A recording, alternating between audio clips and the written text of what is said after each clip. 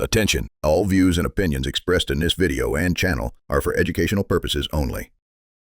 Every smoke shop's got that one employee, you know, the fixer, the one who just can't leave well enough alone. You give them a working system and they find a way to improve it until it totally stops working. And the worst part, they actually mean well. They really think they're helping. Well, I had one of those. And this is the story how I learned that sometimes leave it alone is the best business policy you will ever write. Let's go.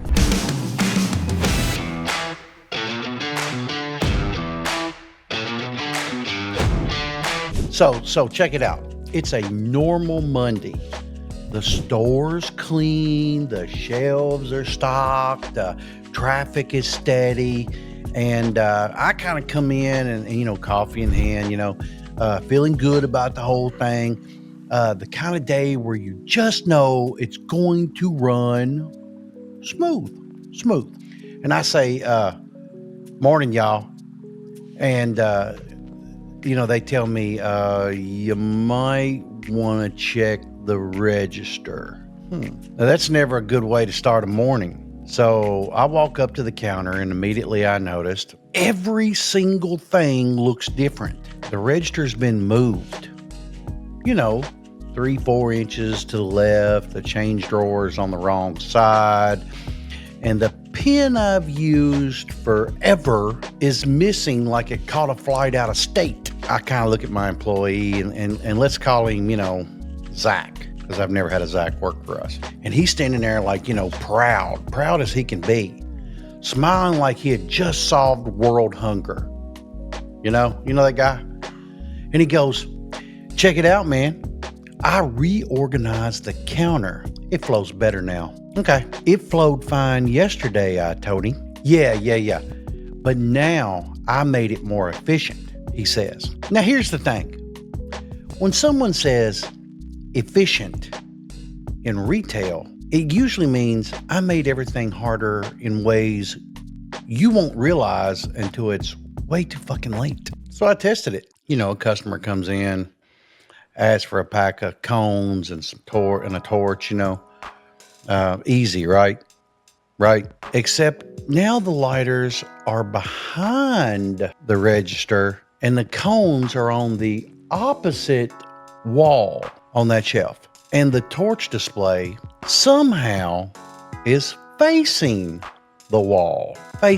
I'm standing there doing a cardio workout, just trying to ring up a $9 sale. Anybody see anything wrong with that already? I turn to him and say, Zach, did you flip the entire counter layout? Yeah, I wanted it to feel more open, he said, shaking his head the whole damn time too. And I'm like, hey man, open for who? You got the glass tips next to the damn register paper. And he nods. Like proudly. Exactly. Now I can reach everything faster.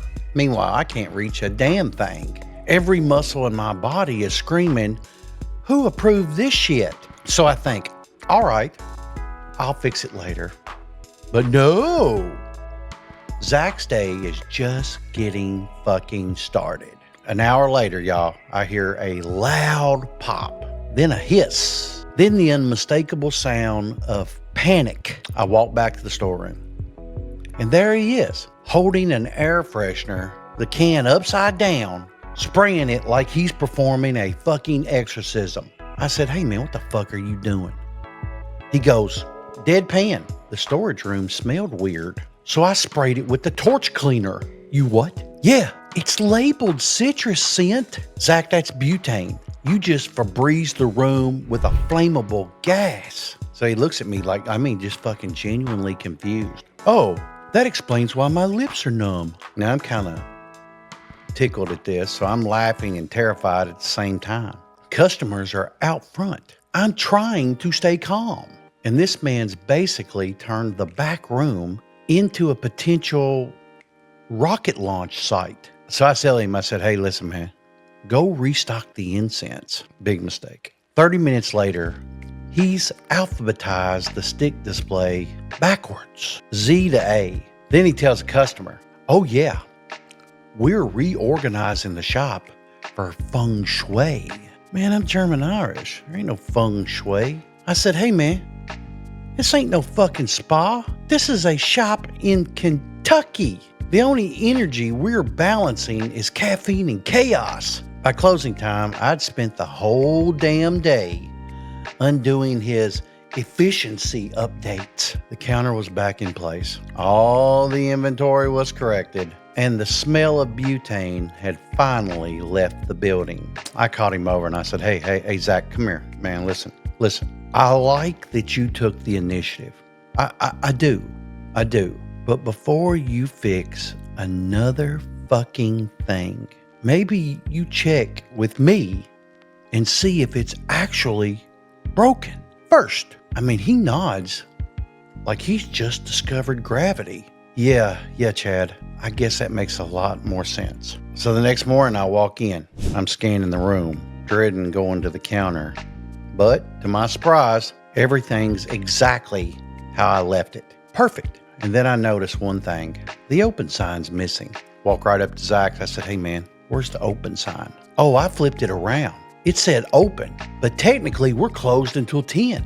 Zach, yeah, it's 10:15. So yeah, that's how I learned the hard way that helpful employees can be just as dangerous as bad ones. They don't mean any harm. They really don't. They just have an overabundance of energy, an unstoppable urge to tinker with things that are already working just fine. And look, keep it real. I'd rather have a Zach than a lazy motherfucker any day of the week. But if you got a fixer on your team, give them a checklist, not freedom. Because in a smoke shop, efficiency isn't about rearranging.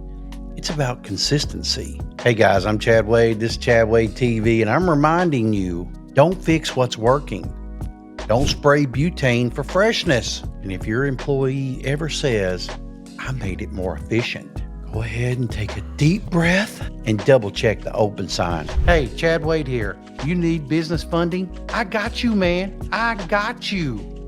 Altura Funding gets you term loans, lines of credit, 0% business credit cards for up to 18 months, and a tool that shows you every funding option you probably qualify for.